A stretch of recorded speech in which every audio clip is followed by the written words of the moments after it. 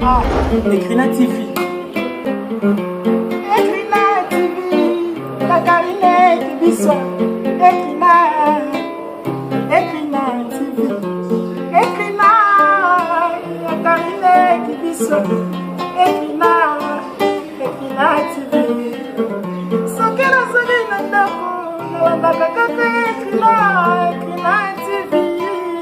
Ekrina On a bandaki pour dire que ce qui mondimi mosala nzamba lingi pour la relation moroboy sérieuse a accepté c'est kaza papa naï mais ça pas interdit nga pasteur sur na moi cité na bana na bali mondimi na mabeza né mon entier l'honorable a souffrir na ba azana maladie mentale or en droit par rapport à la greffe union sur pénal, on va dire reprocher mon entier. Je pense que d'autres analystes juridiques vont nous dire que mon entier Mazam Moutoubaro poursuivre et souster. Parce que a bénéficié de la cause de non-imputabilité. C'est-à-dire qu'il est classé. Donc, il y a la cause de non-imputabilité, c'est-à-dire quelqu'un qu'on ne peut plus imputer de droit. Ceux qui ont dit Liboma, Bambio, Libanga, Namoutouama, Bambio, Libanga, bon, condamné, bon, le lingue mon côté. Donc mon entier, vu qu'elle a déclaré problème mental, malade mental, par contre condamné mon côté, le lingue, et mon toit c'est normal. D'un autre côté, je crois que ça va charge union sur le colonne. Parce que le lot, tout ça, oh, bah mon arme bébé malam. Bah moi j'ai profité quand on a eu, moi j'ai profité de la bataille sur tout le monde en malam. Tout bon on a mis man, ça m'a n'engi biso. Non c'est qu'on a bataille sur le monde, bon on a mis man. Oui oui. Ba malade zo comme zo boma bato. Ba malade zo boma bato nya so yiku bato zo kufa. Eza ba signe que d'un côté nzamba zo le la kakela bato ba miti ya mabe. Bonjour chers internautes, nos abonnés des Ekrina TV, Kande Tolobarabambo Tenabino, vous s'abonner massivement à Ekrina TV avec la naturelle juive. Toi, c'est toujours comme ça. Je vous salue partout que vous êtes. Hein? Là, je vois la grande dame, la patronne, la baronne depuis Paris, Karine Kibisoa, maman Mokondi. Hein? Pourquoi pas notre papa doté de faire le prix, hein? Bien aimé Mokondi vraiment. Et Bassimi Ekrina TV. Pourquoi pas ce qu'on appelle LM, l'homme qui faut la place, bien fois à la casa la kawana. Lucien Mukegedi depuis quelque part au monde, boss de beau le réaliste et bon Costa Itangu. De Kobiso à toi papa. En tout cas, quand tu le bakab actualité, banalis, il a perçu na Ekrina TV. Toi c'est un peu quoi analyser. Qu'est-ce qui ne va pas? Hein? Tous autres qui ont des wapi. Flori Kibisoa, tozo kende wapi, to ebite où en sommes-nous? Hein? Makamango zo kaka mbilinga mitakalogie, koto politique, koto boé. En tout cas, je voulais pas que ça passe comme ça. Je vous reçois aujourd'hui le prophète de Dieu, l'homme de Dieu. Azam un titre belé. Abigail, mon caméraman peut déjà ouvrir le plateau, tout le monde a déjà invité du jour. Asa est mon répété, Babilo, si vous n'avez écrit na TV, vraiment. Bon, moi on a épé na ma chaîne Moussousou, hein, garçon sympa. Babi Azala trop sympa. Chez lui vraiment la simplicité des Alara. Asa vraiment invité dans un plateau quand il le bateau analysé. Si Joango, bonjour prophète. Bonjour maman. Boni. Ah mon abafa non bazolanda yo tes salutations et tout. Nzambe ayeba ko batela biso bisika nyonso tozwami na mokili mobimba partout dans le monde. Nzambe ya pambola moko na moko. Nzambe azala na biso malgré ba moment très difficile et pénible ya pandémie oyo ezo faire souffrir biso. Mais dis-moi Nzambe na yebika ko batela et puis azala na biso. Merci, sympa tes salutations. Hein, ah oui, Ndenge Otikoloba. Donc, d'ailleurs, j'en profite, on a dédié cette émission à tout Bazui, Libaro, Landabiso, donc, Bambo Tébélé, place pour Zali, partout dans le monde, l'Europe, Amérique, Asie, Océanie. Pourquoi pas Nakata RD Congo, on a Moni Bongo, Mama GH, Papa, Edo Aman, et sans oublier la celle qu'on appelle Tania Lengalenga, la chypriote, la femme sans difficulté financière. Donc Bambote, quand on a parlé vraiment sur les actualités, qu'est-ce qui se passe. Donc bon, même abisso api politique, koto coronavirus, koto ba pasteur, ba otengama donc na évité vraiment la nature. Vraiment, merci. Où ensemble, nous, Tozo Kendewa, puis prophète de Dieu, Abigail, je ne sais pas. Hein? Tozo Kendewa, puis avait affaire. Moi, je pense que les anneaux passés, Babiloko, il est kaki. Mais le lot du coup, en 2020, Babiloko, ils ont répété affaire Mitaka le jour. En tant qu'un prophète de Dieu, on peut analyser le Kangondeni. En fait, d'abord, c'est répugnant. Les lots, toujours botabana, bana barumoro, pour qu'on ait les réseaux sociaux, va découvrir Babylone. Ça fait trop mal, c'est vraiment pénible. Différemment, on n'avait pas comme juste au botamaka. C'est très difficile. Quand tu filmes, quand tu montres un mal, c'est un bijou, il faut que les parents soient en train de faire un mais surtout pas que tu dans la chambre.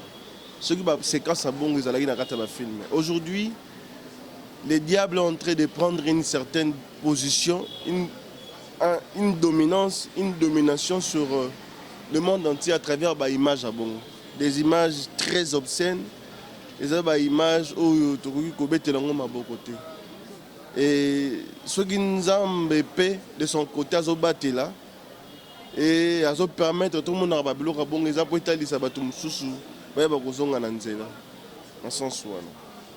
Voilà, mon réalisateur déjà peut mettre cette image. On se retrouve après cette image, tout l'andango après.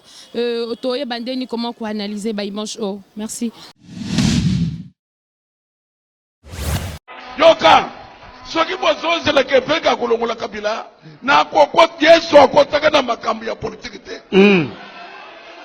Bien dit. S'il vous plaît, s'il vous plaît. Batuba Kolongola Kabila, ils ont UDPS, ils ont MRC, ils ont FDT. Amen. Ce n'est plus l'église. Botika ngai calme. Et les autorités qui existent ont été instituées de Dieu. Voilà. Bazulu bake bakunzi. Woi bozo mona wana, zambe mutu achaka bango. Ata usali vote, soki zamba lingi mutu wana lekete, akolekete. Continuez, papa. C'est pourquoi celui qui s'oppose à l'autorité résiste à l'ordre que Dieu a établi. C'est pourquoi celui qui s'oppose à l'autorité résiste à l'ordre que Dieu a établi. Celui qui s'oppose à l'autorité. Les lois, église, ndiye komi kolongo la bakunzi, ezali suba parti politique te. Mutema mabe yandegeni. Quelle ignorance. Mutema mabe yandegeni. Nyoswan, kaka po eveka mati. Ba catholique baswa ki mbongo ya senkwao. Basalisa ba Dialogue. Hein? Dialogue. Ba dialogue. Baluka ki ba passer te. C'est parce que mbongo na bango basele makambo na bango. Kaka wo ndesi ko ba passer bakota. Vraiment. Ya marche bakota ya mbongo binobolia.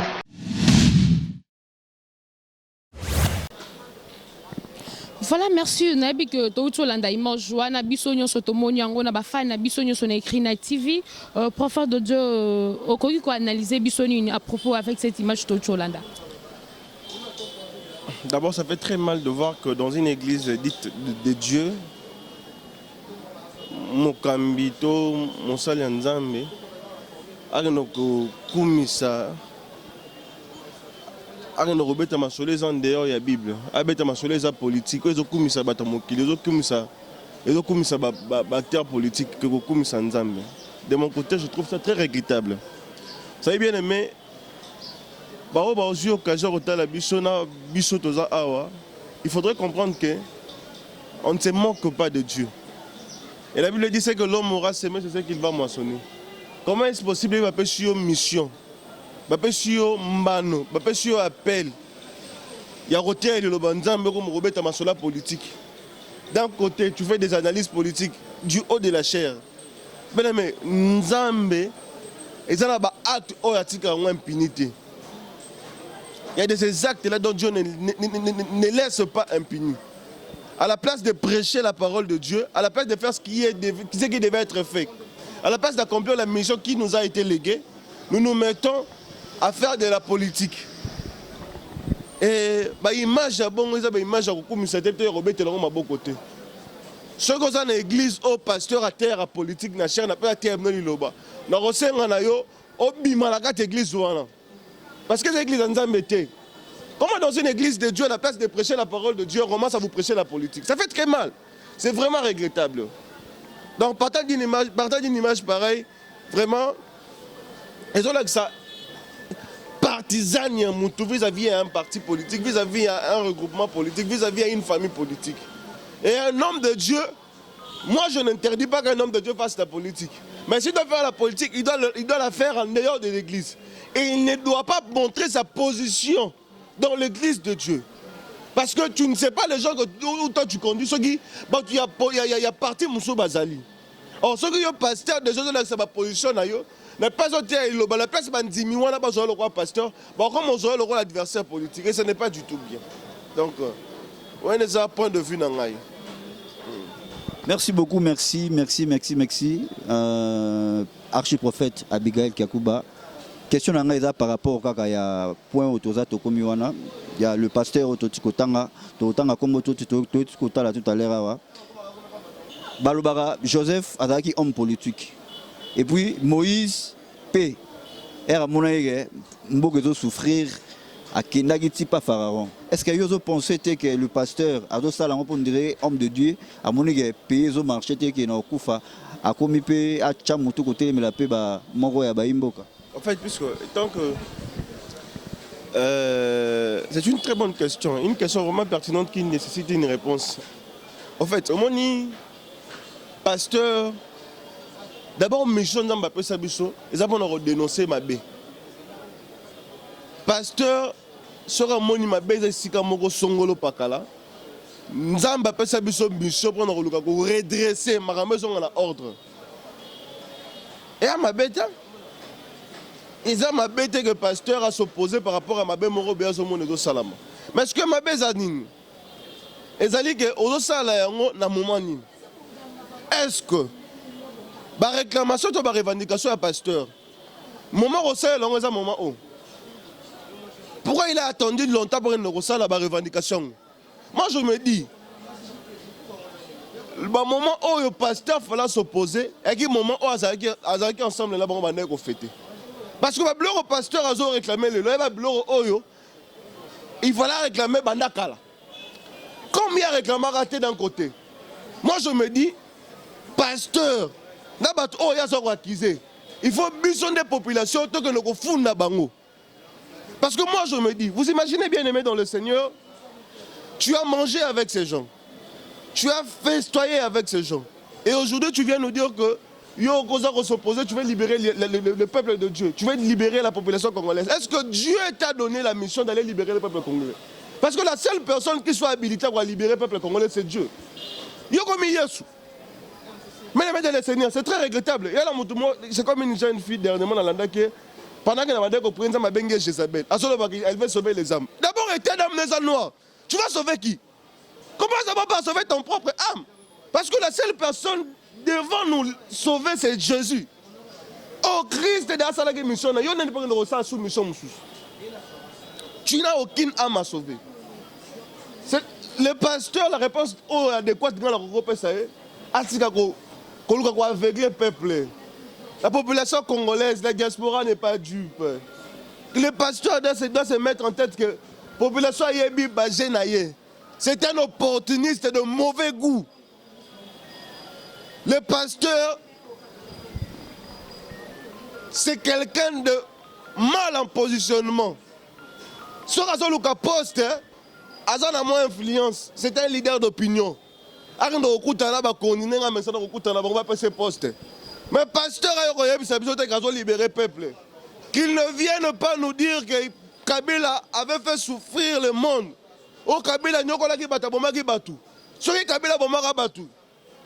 Moment où il fallait ça là, moment bande ko la Kabila. Apparemment Zolo Balora mtasa na FCC. Naza FCCT. En fait, c'est ce qui est sûr. Je suis un intellectuel en droit, en fait, puisque Naza licencié en droit. J'ai fait le droit privé judiciaire à l'université Moro Yabiso. Mais tant qu'analyste, tant que on a souffert dans Katamboka, Vous imaginez qu'il y a 6 classes depuis 2010. Oui, combien d'années on a ça, il y a un chômage? Oui, difficulté, les étudiants, aussi, ça va classe, ils vont coûter dans l'angle. Oui, tout le monde est il, ils vont pas papa dans bango. Bon, on ne pas la rater, on va faire comment faire l'église, non parce qu'on ne prier, mais parce qu'ils ont la place enfant la tête. Tu sais pourquoi? Parce que nous avions connu un régime qui nous a maltraités. Maître, calmez-vous, calmez-vous, calmez-vous. Voilà, maître, merci vraiment. Je sais que tout le monde est en train de suivre notre mission partout. On a écrit na TV. Quand on est balobara, vraiment avec maître, c'est toujours comme ça. Et vos apaisements. Babi TV, radio. Mais maître, à papa, il mange tout au monde. Mais le médecin en question, le patient en question, vraiment, ils ont été. Ils ont coup préparé par FCC, pour détruire l'unité. Ce qui va être FCC, va le bézailler quand le bézailler. Ce qui passe par le bézailler, c'est le bézailler. Moi, je ne suis pas un informaticien, non plus pas un designer. On les appelle comment? Un infographe. Mais je posais la question aux experts, ils m'ont dit qu'il y a possibilité qu'une image pareille soit triquée. Ah, mais c'est possible de triquer une pareille image. C'est fort possible. Qu'on change l'image, et ça a toujours bon. Tu vas qu'on lit ensemble, tu vas qui ensemble, bah boum. Tu vas qu'on s'appelle ensemble, tant qu'on peut de souffrir. Tu vas qu'on s'appelle ensemble, si on l'ingoti kabiso. Si on Satan à la ra, ceux qui de l'autre côté la rate à maille, moi je vais au kaukayate. Il faut pour là. Il y a un parole l'ingati, il y a un bon point. C'est tout à fait normal. Merci beaucoup, merci, l'archiprophète Abigail Kiakuba, merci beaucoup. Merci. Question nanga moko nanga natuna yo pour tout meka moi pe kozwa lumière na question na ezali que yoza homme de Dieu. Kalamengité awa actualité avant coronavirus était kopela mboka zaki affaire Eliane na le pasteur que je salue en passant, le pasteur Moïse Mbiye. Les loyaux, basala nzambe bakomi ko subir sexista bakomi ko ignorer ba pasteur, confiance na basala nzambe za les soute. Alors motuna ngeza boye. Est-ce que c'est normal un homme de Dieu akoke na justice na moko ya bana to moko ya bana basi o ya kambara na kate église? À vous. Pourquoi pas? Pourquoi pas? Lorsque en famille, on n'a pas su trouver un arrangement à l'amiable, il faut se conduire devant l'autorité compétente qui est la justice. Moi, je me dis, si l'autre partie est vexée, si l'autre partie se sent victime ou lésée, et qu'à Monique, partenaire nae o yaza à la base il y a marambo et comelier azo répondre de façon proportionnelle na lolenge yazo zelela. Viol na avortement. Donc c'est ça, cas ya viol. En fait, puisque par rapport à ce sujet, je n'aimerais pas trop fouiner. D'autant plus que la seule autorité devant établir qu'il y avait viol et avortement, c'est le juge. Dès lors que le juge n'a pas si prononcé une décision quelconque liée à ce sujet, je n'aimerais pas aussi me faire passer pour le juge. Donc, étant donné que ces dossiers sont demeurés dans la carte de justice, donc la justice a moussé. Mais moi, on conseille à jeune fille. Au moins, ceux qui sont l'église, la pasteur. Il nous arrive à nous aussi, hommes de Dieu, pasteur, l'église, d'abord, au tal c'est vrai, mais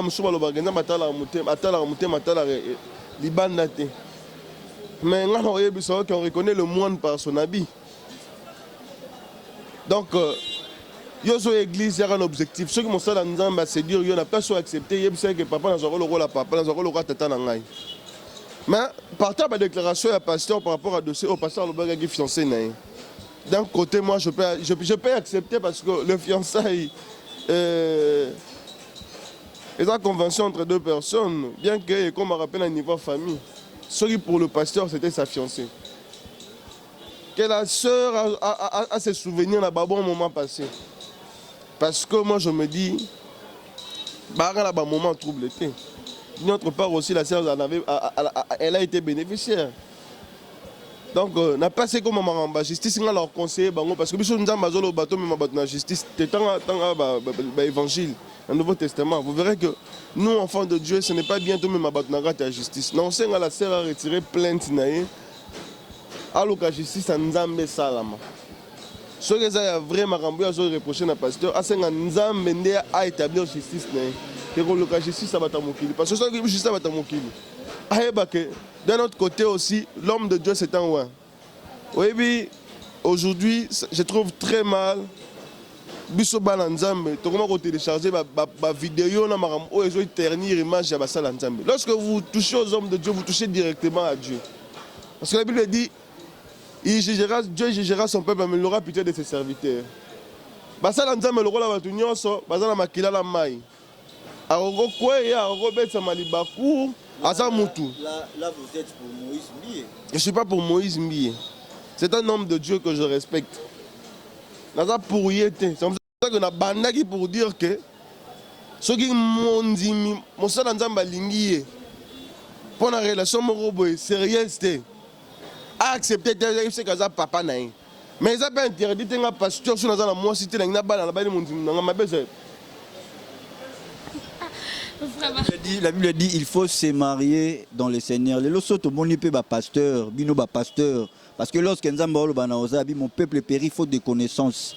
Azolo bana peuple ta azolo bana na bino parce que bozo tali sabango marambo te faibali ya molimo. On comprend donc analyse tozolo par rapport à wana. La Bible dit il faut se marier dans le Seigneur. Lorsque yo pasteur ou divorcé, c'est que tu na Nzamba ta vobala. Lorsque bimina mondimi, komi ka viol le ndenge komi yo boy na justice. C'est que tu na Nzamba donc c'est ça. Tu na Nzamba ta vobala. Mais Eliane a dit qu'elle est chrétienne. Alors moi, on a dit qu'Eliane n'est pas dans le Seigneur. C'est mauvais puisque mon magistère m'a envoyé comme Mara. Ce sont des histoires qui nous arrivent. À ta rapport à ma violité, moi je connais un ami pasteur, sur le pont à René Somba. Il considère que moi, je suis par erreur. Et au moins, il y a un moutou. Et même la pasteur, je dis parce que moi, je suis employeur. Vous comprenez? Voilà, merci pasteur. Tu as commis vraiment cochité. Il y a la chrétienne, tu boité ma. Et ça l'a vraiment passé. Au moment que tout le monde qui va le quoi, tu bien gagné badadi, hein, père spirituel la misso avec des contenus, des contextes comme ça vraiment du tout sympa, vraiment du tout gentil et qui s'en paie moi qu'on dit ma balanzambi. Hein, vraiment tu as commis cochité vraiment souka. À propos il y a actualité na biso kaka affaire mon antemi. Le tobi que mon antemi aza coffret na ça peu en tant qu'analyste, en tant que prophète, en tant qu'avocat, pour couper sa biso réponse en comment? Bon, par rapport à mon antemi, nous avions vu les rapports médicaux où les médecins traitants. Si, nous avions vu. Vous avez de preuves, au monde qui vraiment pas de documents. J'en ai avec moi dans le téléphone. J'en ai, à moins peut-être qu'on me dise le contraire, que l'information divulguée, véhiculée par les réseaux sociaux est fausse. Mais si cela est vrai, moi, en ma possession, j'ai une forte certitude que ce rapport est vrai. Elle est authentique. Lesquels rapports ont attesté que mon entier, l'honorable, a souffrir de la maladie mentale. La maladie mentale. Or, en droit, par rapport à la greffe union sur pénal, on va reprocher mon entier. Je pense que d'autres analystes juridiques vont nous dire que mon entier Moutoubago poursuivre et souster. Parce que a bénéficié de la cause de non-imputabilité. C'est-à-dire qu'il est classé. Donc, il y a parmi la cause de non-imputabilité, c'est-à-dire quelqu'un qu'on ne peut plus imputer de droit. Ceux qui sont liboma, bambio, libanga, namutunama, bambio, libanga, bon, condamné, bon, le lingue mon côté. Donc, mon entier, vu qu'elle a déclaré problème mental, malade mental, par contre, condamné, mon côté, le lingue, il y a un c'est normal. D'un autre côté, ils ont quoi, ça va charge union sur le colonne. Et adepte naïe, selon mon analyse, il faut la justice congolaise et libérer Bango parce que mon entier des instigateurs. Pas libérer Banane. Adepte dîner sur Bakangaki. Mon entier, il n'aime pas ça auteur parce qu'il n'aime pas ça qui ordre. C'est lui l'auteur moral. Donc, ce qui est auteur moral, auteur il a fait infractionnel. Azali Boma. Pour mon ancien balobi kaza maladie mentale, c'était un malade mental. Comme il y a un trouble dans mutu na. Bato bakanga ki bazoki ordre mutu abela liboma. Faut les têtes ka bango. Je ne dis pas que mon ancien mazali liboma. Je ne sais pas interprétation maladie mentale na ninga so problème ngone parce que je ne me vais pas dans la poursuivable. Donc je me réserve. Mais étant donné que le rapport où ils ont véhiculé le but que mon ancien a un malade mental, moi je demanderai à la justice de relâcher Nabadep. Et par rapport il y a rapport Nengesengeli dans le gouvernement congolais, baluka ko débourser ba moyens ba personne ba médecin pour un traitement naé et ça la lolenge et sengelami. Voilà, un grand merci, Babi Rite Babylone à Paris, Babi moi ça qui toque on a quatre à Paris, depuis Paris Rite Babylone, pourquoi pas, Babi le King, Gabi Mobile, papa présent. Il y a Boebazoa puis les grands producteurs, Babi Sozana pour sa production, Luka Gabi Mobile, papa présent, Babi Yende Makambu, vraiment. Pourquoi pas ce qu'on appelle LM Lucien Mukenge dit l'homme qui faut à la place depuis quelque part au monde. Donc comme il faut m'accoucher dans Souka Nabiso, voilà. Ouais, Tourmi vraiment cochité, donc nous touchons déjà vers la fin de cette émission. Merci, mais question Mogotikali, nous avons posé question au na prophète Abigail en tant qu'un juriste et puis un analyste politique. Donc dans notre pays, RD Congo, République démocratique du Congo, est-ce que nous vivons déjà l'état des droits, c'est-à-dire l'indépendance de justice? Nakatamboka. Vous formulez question? On a posé question, Nalobi Boé. Nakatamboka Nabiso, est-ce que nous vivons déjà l'état des droits? C'est-à-dire que nous avons l'indépendance de la justice Nabiso. La mboka na biso RDC ceux qui doivent vivre état de droit dans l'Oba, oui. Parce que bato ba qui protégé hier dans le régime Ezalaki, le régime actuel, ils ont mettre le boko sur bato oyo, fallait pas censé être protégé. Je me dis aujourd'hui dans RDC, né salamate na mona bakangi un directeur de cabinet. Nan salamate na mona bakangi ba DG, ba tout puissant DG, ba multimillionnaire. D'un autre côté, ça veut dire que État de droit est parce que nous milité contre la corruption. État de droit est parce que l'initiative à Malam Zaleli, nous mettre des crocs à gens pour que le projet actuel chef d'État nous a mis d'un côté, alors nous avons un poisson. Nous avons un État de droit est. Merci beaucoup. Voilà, merci. Comme vraiment rechuté Nasuka, juste une petite question. Comme vraiment Nasuka. Tu as dit que maman est qui est Kambilinga Milika. Tobi ke kuna na sena ma meza robeba tobi koto affaire mitaka le jutoke affaire moi la ntembi na onyo so wana en tant que analyste oko pesa message à Soukani parce que to comme vraiment chuter na Souka message à Soukani ko lancer parce que affaire moi la ntembi to lobi na kati affaire de pasteur toke kuna na sena to lobi donc quelle conclusion to kozwa à propos na tout nyonso na en tant qu'analyste to bon la mitema. Oh, bon, mitema LM, mitema c'est ça bon la té, bon c'est comme ça to bon mitema, hein? To bon la mitema.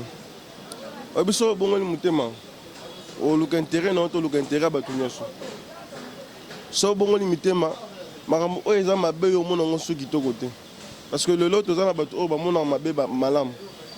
Makambo zo profiter ka na yo mo profiter na ba tunyoso te yo mona ngo malam. To bon la mitema, nzamba ningi biso. Non, c'est que les gens sont les mitema. Oui, les malades sont comme les autres. Les malades sont comme les autres. Et ça, c'est signe que d'un côté, nous avons les gens qui ont mitema mabe. Tout le monde a mitema makas, tout le intérêt à tous. Tout le positionnement, tout le positionnement à tous. Tout le intérêt à tous, tout le intérêt à tous. Tout le monde a mitema. Vraiment. Voilà, merci, c'est pour on arrive à la fin de cette session. Ouais, merci d'abord fidèles téléspectateurs de nous avoir suivis. Donc merci à vous tous.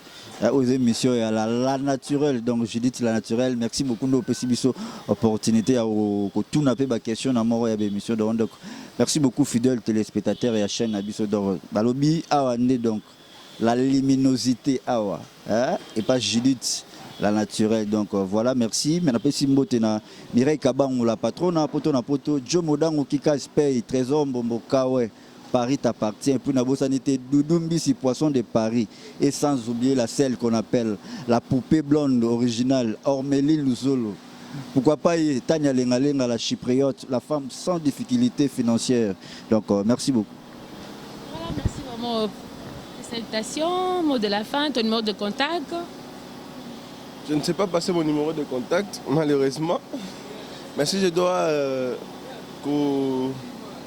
faire passer ma salutation, n'a pas mal de communauté congolaise dans le monde entier. Si vous avez besoin de moi, contactez la naturelle. Elle me fera part de vos contacts. Ma adresse email Nangezali, Maître Abigail Kiakuba 2014 @gmail.com. Maître Abigail Kiakuba 2014 @gmail.com. Voilà, merci. On est arrivé à la fin de notre entretien. Voilà, vraiment, on les a qui balobi maître, prophète Abigail. Nanga Moussouto Moni Babi sympa. Il est vraiment sympa. Bon, Moni vraiment dengaza trop sympa. Bon, Lukaye, sympa. C'est comme ma chaîne, puis côté on a. Non, bref, dans la Congo Mekili, donc Congo Mekili, voilà, Brice garçon sympa, dans Tozawana. Merci vraiment, un grand merci, hein, la Queen Mada, hein, Maman Mokondi, Simbi écrit na TV, Karine Kibiswa, hein, Karine Kibiswa, Maman Mokondi, pourquoi pas notre papa de faire de prière, hein, Karine Babi Yende Mouskolo Simbi écrit na TV, hein, la patronne Yewana, la baronne Yewana, boss de bord depuis Kolezi, Bokosta Itangu, ya Mama Chati Bitota, hein, boss na Kolela na Kozela Kaka, hein, pourquoi pas, hein, Aris Ndaya na Paris. Babi mon poto à solo yewana vraiment na Paris Aris Ndaya babi muta simbi Paris à solo Aris Ndaya na cause la malgré tout confinement na cause la kaka. Pourquoi? Parce qu'on appelle LM, l'homme qui fait à la place. Babi fois à la Kazala Kawana, Lucien Mukenge dit grand producteur. Hein. Si vous avez un propos de production, bon bien à la naturelle, Gabi Mobali, le king, vieux Gabi Mobali, le king, papa présent à Baxi, la naturelle bio. Il y a un écrit na TV. En tout cas, c'est grâce à Perrault, hein, nos caméramans le plus solide, Florie, que je vous salue, Babi, équipe technique bien complète, na écrit na TV. On se retrouve sympa. Merci pour l'invitation, prophète, merci pour l'invitation. On se retrouve à la prochaine numéro. Bisous.